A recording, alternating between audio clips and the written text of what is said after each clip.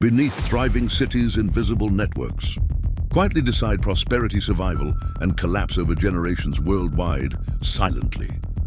They empower growth, sustain populations, and shape daily life, while hiding vulnerabilities few notice early. As demand rises steadily, these systems strain under pressures that accumulate slowly, predictably and relentlessly everywhere. When balance finally breaks, the same systems that enabled cities can quietly accelerate irreversible decline within. Human cities did not emerge simply because people gathered together over time. They formed because reliable systems made large populations possible at scale. Among all those systems, none was more fundamental than water access. Fresh water determined where settlements could exist, how large they could grow, and how long they could endure sustainably. Without structured access to water, cities could not feed themselves, control disease, or maintain social stability effectively. As populations expanded beyond small villages, natural rivers and seasonal rainfall were no longer enough anymore. Water had to be captured, stored, directed, and protected with intention. This necessity gave rise to engineered solutions that reshaped landscapes and reorganized societies permanently. Channels redirected rivers, reservoirs balanced dry, seasons and underground networks carried water directly into homes, baths, farms, and workshops reliably. These systems transformed water from a local resource into an urban lifeline at scale. Over time, water infrastructure became deeply intertwined with economic growth and political power structures. Control over water meant control over agriculture, trade, and public health outcomes. Cities that mastered water management flourished, attracting more people, more activity, and greater complexity over generations. Their success appeared stable, even inevitable for long periods. Yet these systems carried hidden assumptions beneath their apparent strength.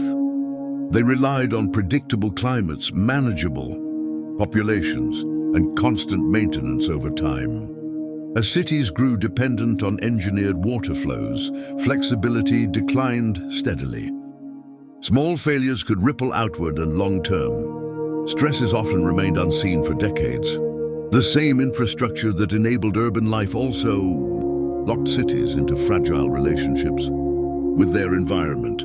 This tension between control and dependence defines the history of urban water system, setting the stage for both extraordinary growth and quiet vulnerability. The earliest urban water systems emerged from practical necessity rather than grand design. Initially, as settlements stabilized, communities began modifying their surroundings to secure consistent water access. Simple wells were dug deeper, riverbanks were reinforced, and basic channels were carved to guide seasonal flows toward fields and homes reliably. These early interventions marked a shift from adapting to water cycles toward actively reshaping them over time. Over time, experimentation led to more deliberate systems with increasing sophistication. Gravity became a silent ally, allowing water to travel long distances without continuous labor input.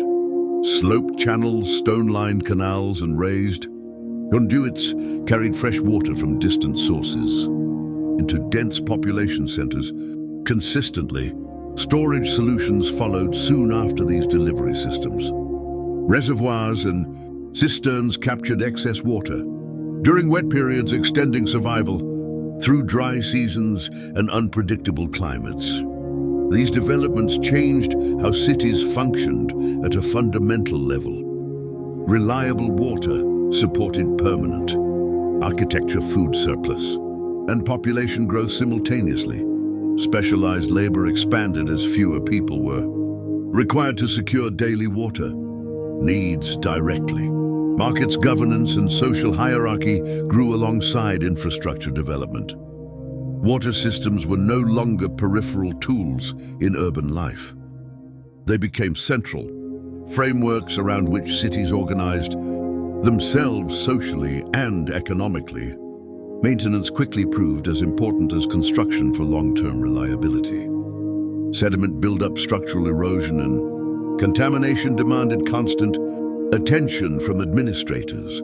Early administrators established rules, labor obligations, and technical knowledge to keep systems operational over time. This created early forms of institutional management linking civic order directly to water reliability. However, early success also introduced long-term commitments that were difficult to reverse. Once a city depended on engineered water routes, returning to simpler methods became impossible. Expansion assumed uninterrupted flow, and infrastructure began shaping future decisions gradually. In these early stages, cities gained strength through water control, while quietly binding their survival to systems that required balance, foresight, and restraint. As cities expanded, their water systems evolved from functional networks into vast, interdependent organisms over time.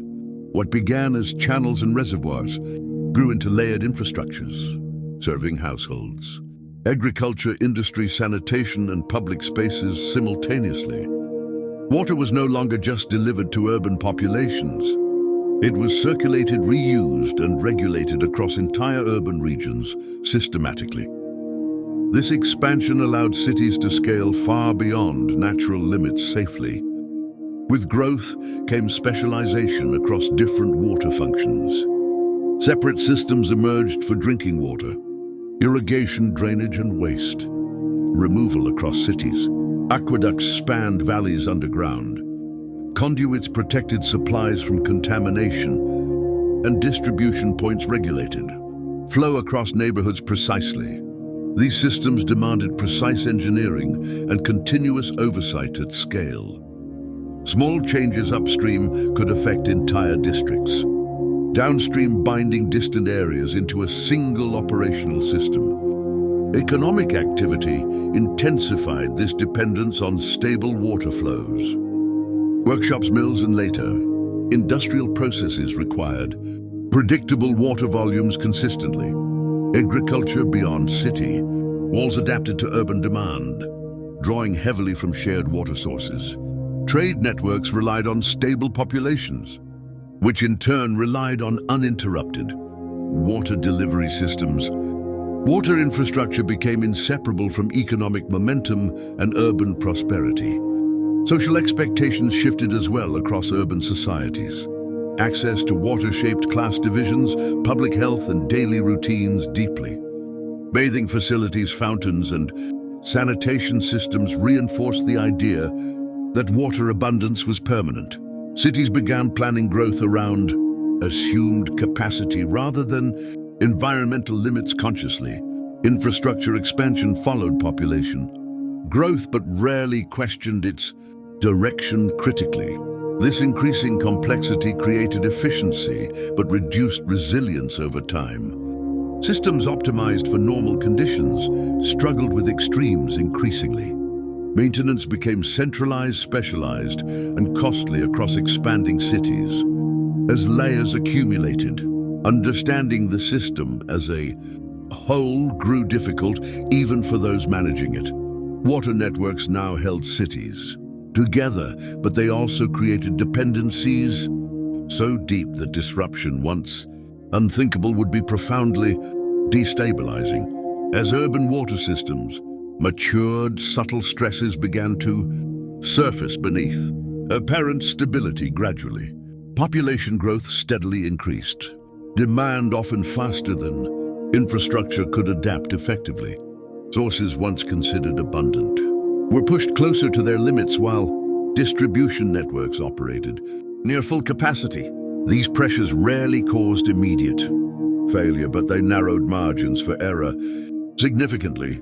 Environmental changes amplified these strains across regions. Shifts in rainfall patterns, prolonged dry periods, and upstream land use altered water availability and quality over time. Sedimentation reduced storage capacity, while Pollution from dense populations, contaminated supplies increasingly.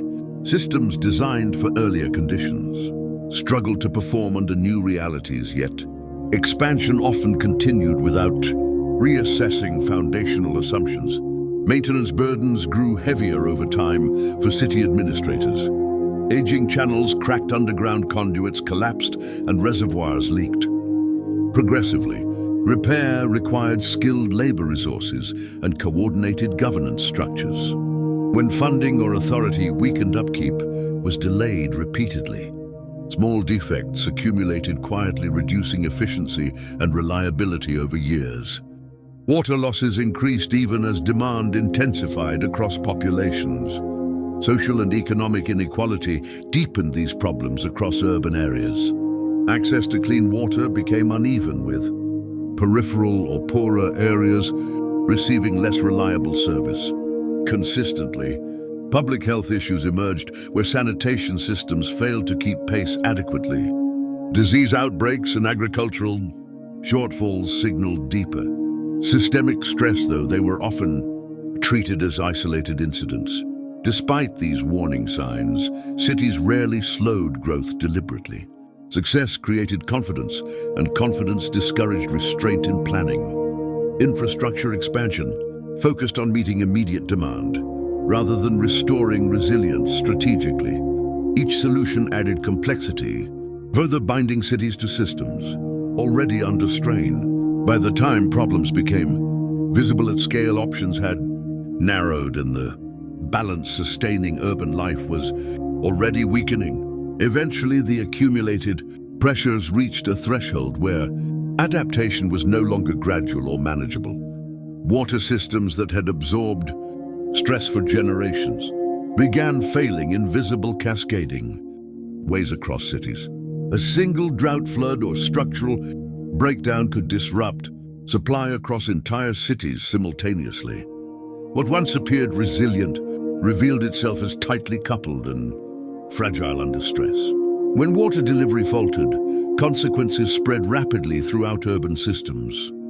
Agricultural production declined as irrigation failed, reducing food availability and raising prices significantly.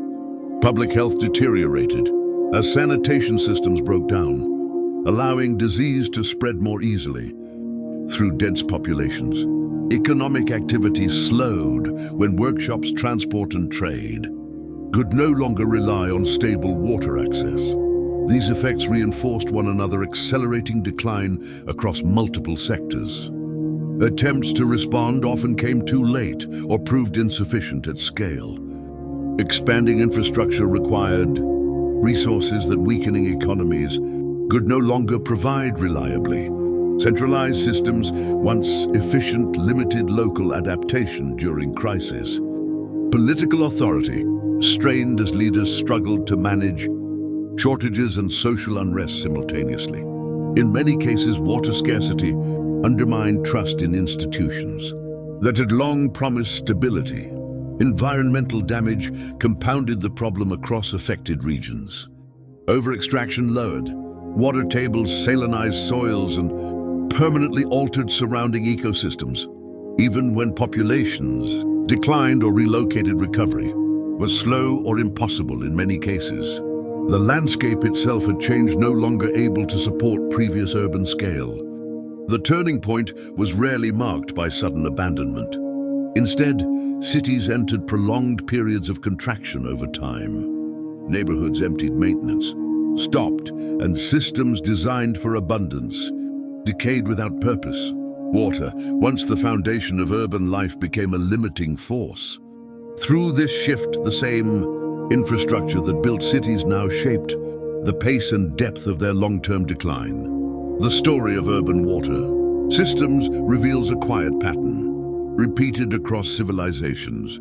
Over centuries, control over water made cities possible, but dependence made them vulnerable over time. These systems did not fail from ignorance or neglect alone, but from success that outpaced restraint. Understanding this balance reshapes how we view urban growth, infrastructure, and limits today.